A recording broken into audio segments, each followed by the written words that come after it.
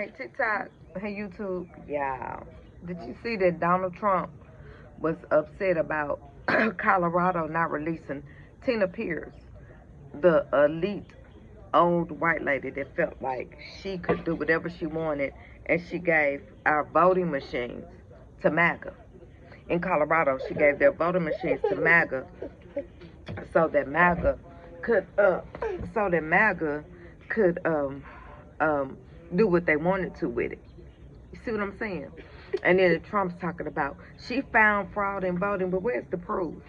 That's what we got to start asking him for. Where is the proof? Where is the conviction? Where is even the charge that she found that? And why is she the one in prison? But this is what I brought that up for. He's told Colorado that if they don't let her out, yeah, this coffee so good this morning, and it's only 60 some degrees here in Tennessee. He told them if they don't let her out of prison, that he's gonna withhold all the money that they're supposed to get. He act like it's his money out of his wallet, like a daddy opening up the wallet. Our taxpayer dollars, he's gonna withhold from Colorado to let a convicted felon out. And he said, because she's an old woman and I don't want her to die in prison. My thing is this. My son, his friend, just died in prison. He went up for parole twice. Each time he went up, he was in the hospital because he was on dialysis. So each time he went up, he didn't get to go to the parole board because he was in the hospital. Now, they could have zoomed that stuff in. They know he was sick. They know he had had several heart attacks. He wasn't even 40 years old yet. Now, he was in there for a home invasion. It wasn't what you call it, was a burglary. But nobody wants their stuff stolen. But is that a death sentence? Come on now. And he had already done over 10 years. And the man wasn't even quite 40 yet. So, you know, he kills me with that. And so I say that to say this. Trump is judge, jury, and executioner. Do you remember when he came back on the scene and now he talked about, I loved it. I loved it. Mainstream media never ever dove into that. He never told y'all what he was going to do for the country. Ever. I'll wait. Tell me what Donald Trump said he was going to do for the country. He said he loved debt, and that's when we should have listened because he explained it. He said when we have debt, he's talking about the working poor, the middle class. When we have debt, the rich get richer because they could come and buy our stuff up. I had stopped getting all them calls for my house a while back. Now they're back with a vengeance. Call after call after call after call. Y'all, they're expecting us to be in debt. They look at your area code. I'm in the inner city. Hush! And so then they just assume that they could come in and take what I got. They could come in and take what you got. They're waiting.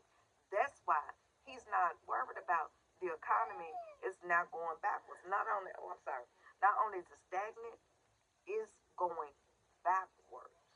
So we're headed down to a recession. He needs that. His cronies need that. All he ever talk about is Wall Street, Wall Street, Wall Street. He never talks about Main Street. Main Street, y'all, is you and I.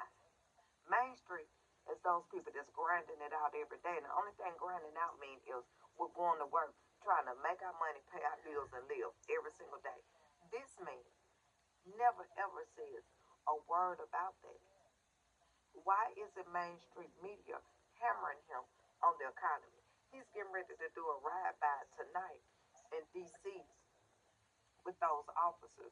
Okay, you're doing a ride by, so we're having to pay hundreds of thousands of dollars for you to take a photo op and feel like a cop, feel like a mayor, because it's mayors that usually do ride bys. That's how it used to be in Tennessee anyway. For you to feel special. Come on now. He is trying to make America, poor and middle class working Americans, go broke. While he distracts us with all of his nonsense, he's trying to make us lose everything that we worked hard for. While he's letting Delane Maxwell out and people like that can keep trafficking these little girls as a sex as a victim of a sex abuser, a survivor of as a kid of a sex abuser. I can tell you, if your parents are working 3, 4 jobs, they working all the time, it's more and more time for the kids to be in the house alone, which also gives more and more time for the abuser to act like they really care and to slither in and get a hold of your little girls and your little boys. Think about that. He got a two-pronged solution, in my opinion. Think about that. Y'all tell me if you think it's different. Stop when you knock my computer over. From an angry black woman out of Tennessee, don't worry about cancel culture. Let's get it up out the mud. The have-nots will defeat the haves. Welcome to the Poor People's